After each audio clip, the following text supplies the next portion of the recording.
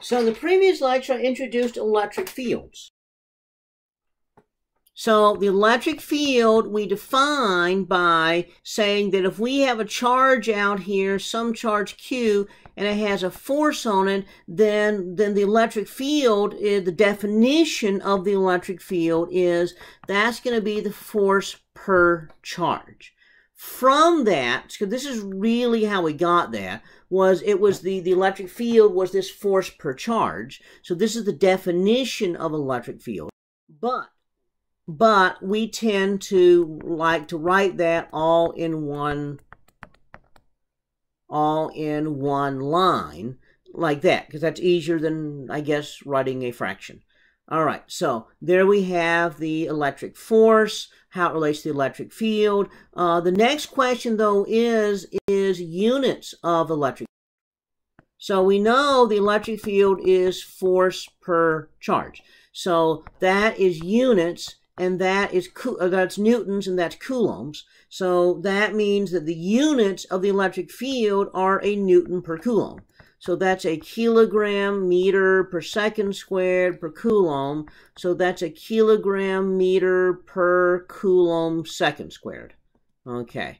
And so that would be the units of electric field.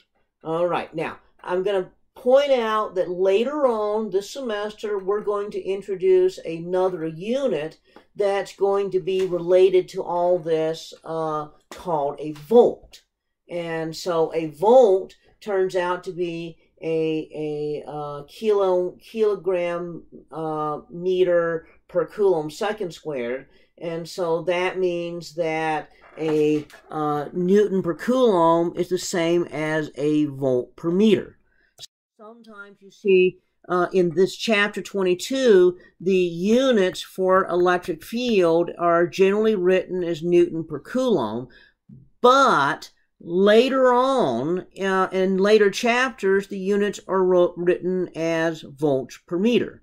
Okay, well, that means that you also end up seeing that remember that K sub E and epsilon naught that we introduced in the last chapter, they were in terms of newtons and coulombs, but if a newton per coulomb is a volt per meter, then you could rewrite those units instead of this being a newton meter squared per coulomb squared, or this instead of being a coulomb squared per newton meter squared, then a newton per coulomb here is going to be a volt per meter. So we could rewrite this as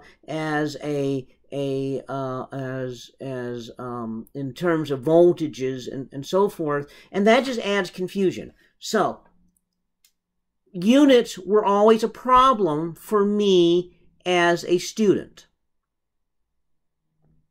because the units that you had in Physics 1 were very simple: kilograms, meters, seconds.